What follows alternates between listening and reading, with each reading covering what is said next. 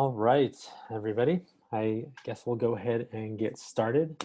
It's 8:31 by my clock, so let's get done by 9. Okay, so this morning we're going to talk about how to connect with colleges through all sorts of different media out there, especially now that pretty much everything is virtual.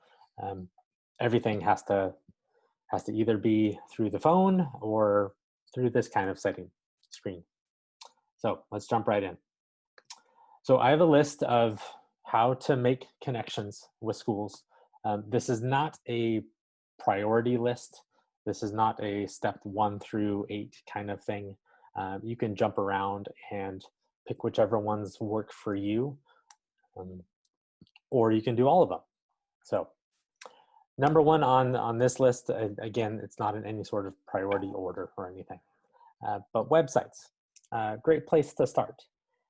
And if you're doing just a simple Google search, searching for University of California system, obviously each of the UC systems have a different website for each one of their colleges. You obviously want to find that. Okay, so if you're looking for the UCs, you don't want to go to just the general University of California system. You want to go to the individual school. And then when you get to the individual school, you want to spend some time on their admissions pages, because their admissions pages are going to highlight and outline and be very upfront with what their school's about, how to apply, both in terms of the general freshman application, but also transfer if you're going to plan on transferring, and then also financial aid. Okay, so spend some time on admissions, but then go deeper and look at the specific departments that you are considering for a potential major. So I'll stick with the UC system. So it's UC Santa Barbara. Maybe you're interested in engineering. Okay, so go straight to their engineering web pages. Maybe you're also interested in computer science or nanotechnology. So go to those individual websites and see what they offer, and see about, oftentimes these bigger departments will have their own support staff to help their departments. So they'll have secretaries, they'll have advisors. Sometimes they will even have a specific freshman advisor for computer science within this college. Okay, so from those websites, you can find all that information pretty quickly within a few minutes or so. Then also, and a lot of people don't think about this, but use that opportunity when you're on websites to look at student organizations. So this is where it gets into the non-academic side of things. So look at what student organizations this college has that interest you. So maybe you're thinking about playing intramural sports. Maybe you're thinking about getting really involved with campus politics. Maybe you're really interested in going hiking and simple clubs like that. So oftentimes these, especially the bigger universities, have websites for student organizations. And on those websites, you can find how to connect with those student organizations. And you can do that now as a high school student. You can reach out and talk to the president of the hiking club at UC Santa Barbara. You can do that now. Okay, so I absolutely suggest that if you want. So that's where you can go from websites and how to make those connections through websites. Then going back a little bit to specifically the admissions offices. So when you're on those websites for admissions offices, then you want to look directly and find for Santa Barbara High, who our admissions counselor is for University of Santa Barbara. Now, we have a really close relationship with UC Santa Barbara because one of their directors went to Santa Barbara High, Kuka Acosta. You've probably heard her speak a few times. So I honestly email her at least once a month, sometimes more often, to get questions answered. So we have a pretty close connection with UC Santa Barbara. But if you're looking out of state or looking private schools, go to that admissions office webpage, and then oftentimes there's a link that says find your counselor. Okay, I'll give you an example here. So here's two examples.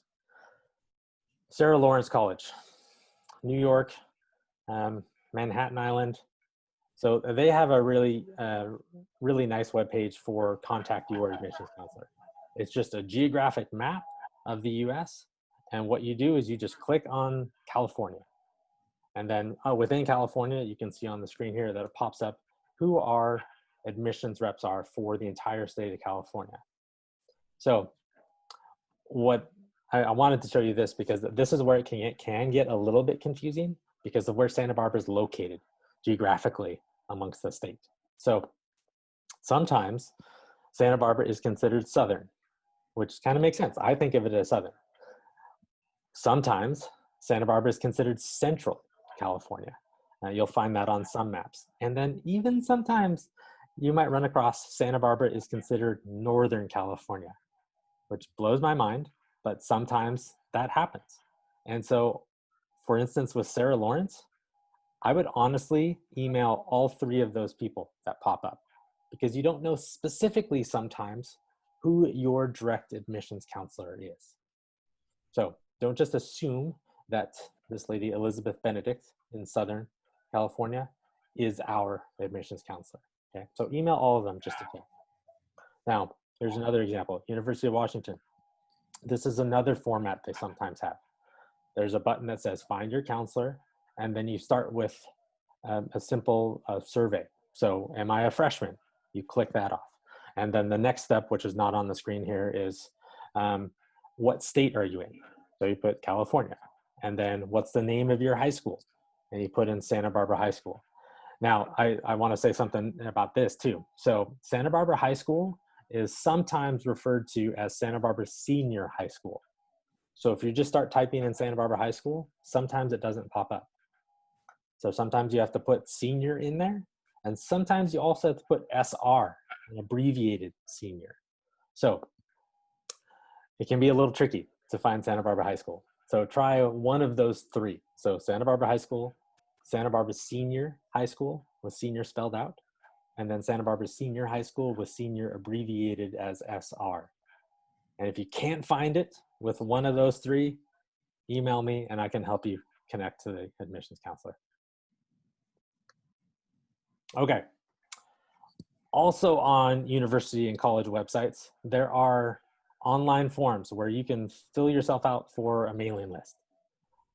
You can do that if you want. You'll get a bunch of stuff in the mail from that university, that college. If we were in person and if you were attended a college visit in the last year at Santa Barbara High, some colleges bring what are called contact cards. And it's basically like a postcard that is their online form. You fill in your name, your phone number sometimes, email address, and then what programs you're interested in, something like that. So that's another way to connect. Really simple way to do it, but you will start getting mail if you do that.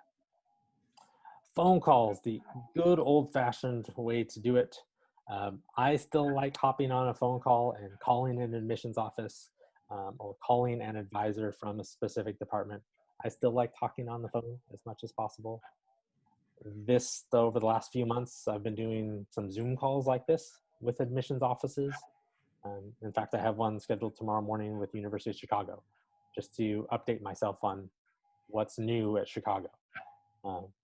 But phone calls, you can always make those good practice for all of you high school students to be able to have a, not face-to-face, but a phone call conversation with an admissions officer or a college.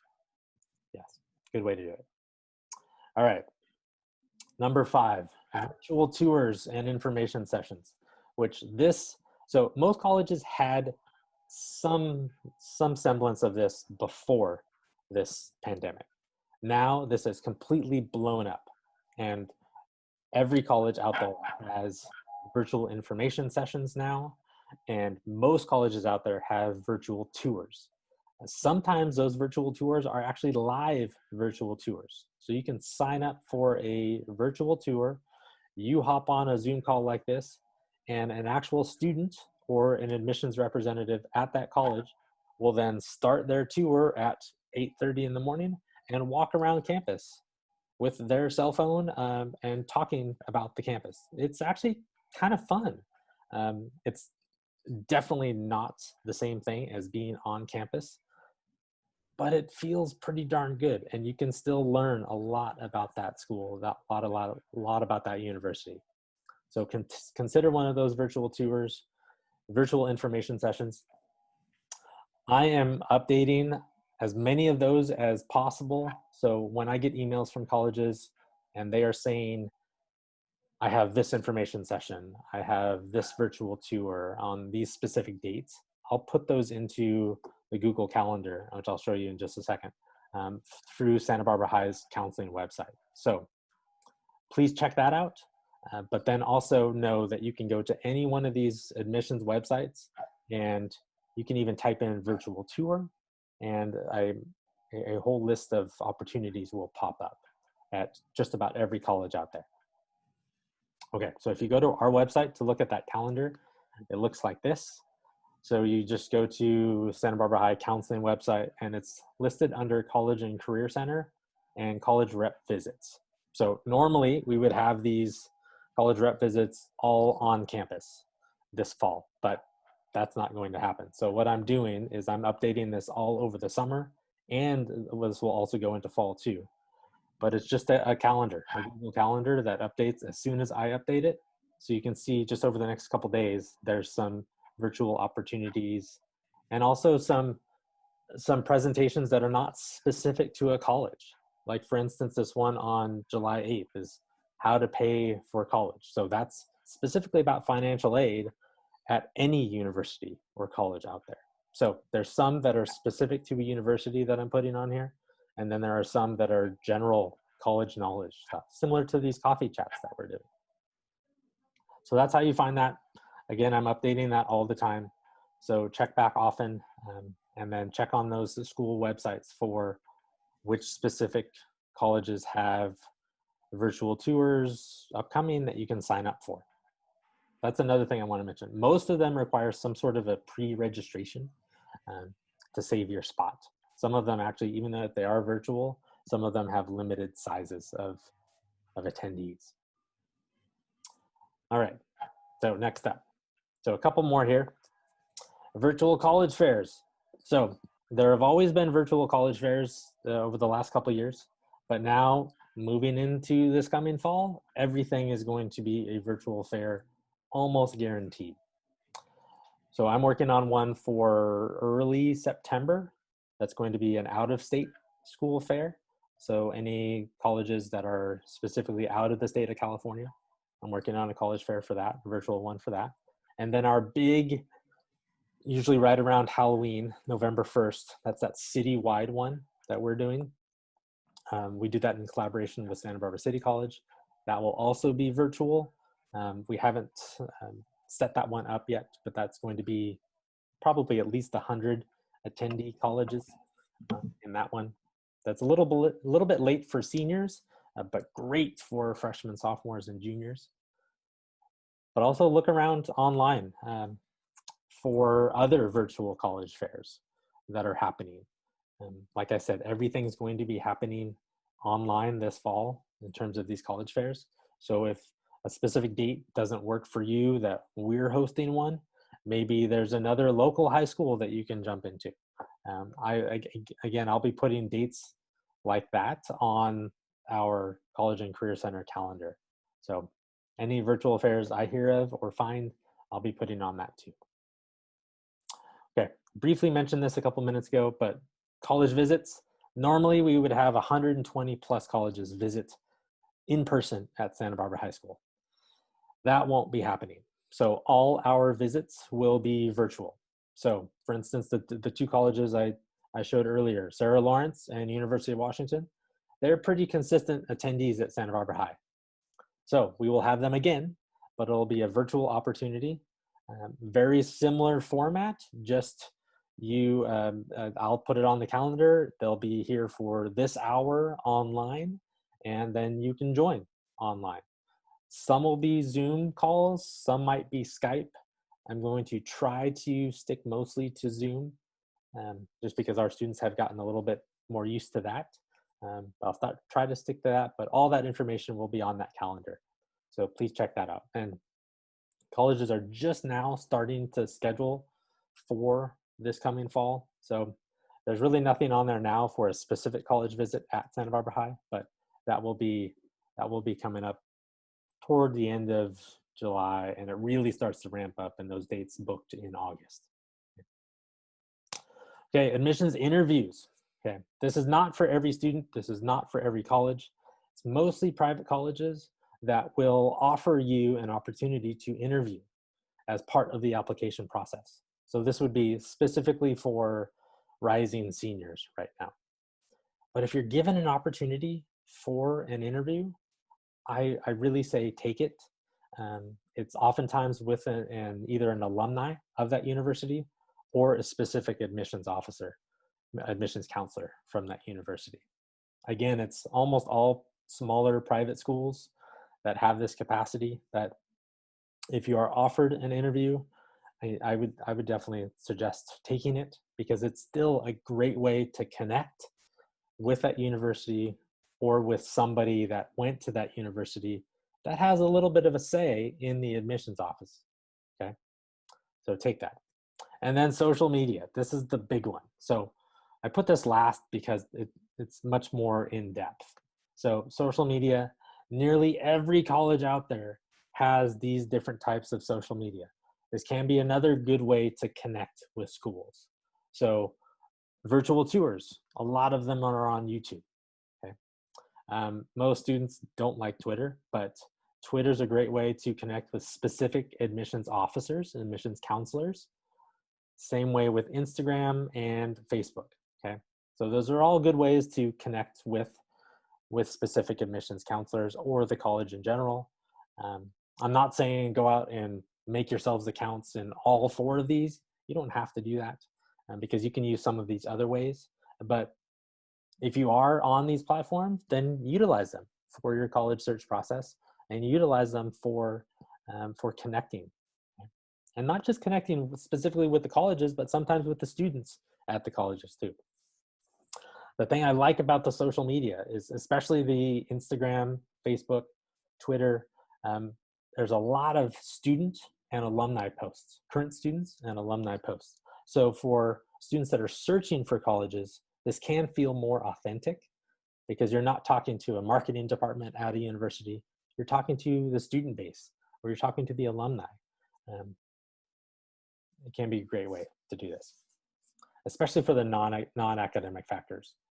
So I would say for most of the academic stuff, go directly to the college and the admissions offices and the departmental websites and departmental advisors. But for some of those non-academic factors, consider social media and consider looking at what students are saying about their school. All right. A quick word about demonstrated interest. So making connections can sometimes at some universities be considered demonstrated interest, because you are demonstrating that you are interested in their college, in their university. So a lot of what I just said above is a way to show demonstrated interest. So those mailing lists, interviews, virtual college visits that you sign up for, info sessions, campus tours, all of that is putting your name, sometimes multiple times, in the admissions office registry. Okay? So when it comes down to application time and application reading time, the admissions counselors will be looking at the different applications, and if this college tracks demonstrated interest, they'll see that student A applied to their university, high quality student, and maybe only did two of these things. Maybe filled out one contact card and maybe did one college visit. But then student B, pretty similar academic rigor and abilities and extracurriculars, but they were super engaged and interested in that university. Maybe they have 8 or 9 ways that they have shown that they're interested by some of the things that we just talked about above. So that student B will probably be accepted above A, because they've shown more interest. Now, this is not at every college out there. So I put a link here. When I send this out again, I'll put this slide deck so you have this link. But College Vine is a third party like blogging system out there. So it's a blog. That's not a blogging system. It's a blog.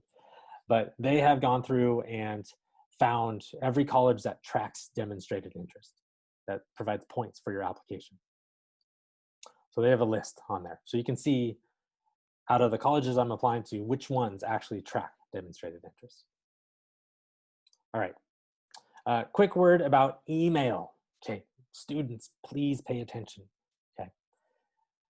I highly suggest creating another email address specifically for your college apps. Make sure it's professional. You will get a lot of email to that email from college applications, from colleges, from financial aid. So consider creating a new email address. Or if you want to keep your personal one, that's fine. Make sure you have some way to organize all the emails that are going to come to you. And please, please, please make it a habit of checking your email daily, please. Okay. Colleges will be communicating with you through email, and there are sometimes deadlines that they will email you the day before saying, hey, we don't have this for some reason. Please get it to us by tomorrow. So you have to check your email daily, please. Practice writing a professional sounding email. Ask your parents what that means. And please also don't ask generic questions when you're sending an email to a admissions counselor. So I would not email the University of Washington and say, do you have computer science? A generic question that you can easily find on a website is not something you should email a counselor about. Okay. All right, that's my little soapbox for email. Okay, so that was a lot.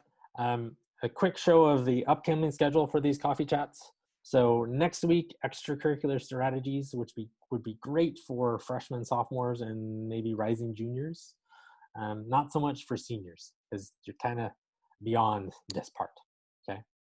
Then I have a webinar specifically about the UC application next week as well on Thursday. Then the following week, getting started with college essays. So this would be great for rising seniors. July 22nd, if you're interested in athletics, like intercollegiate competitive athletics, NCAA, NAIA, I'll go over a little bit of that.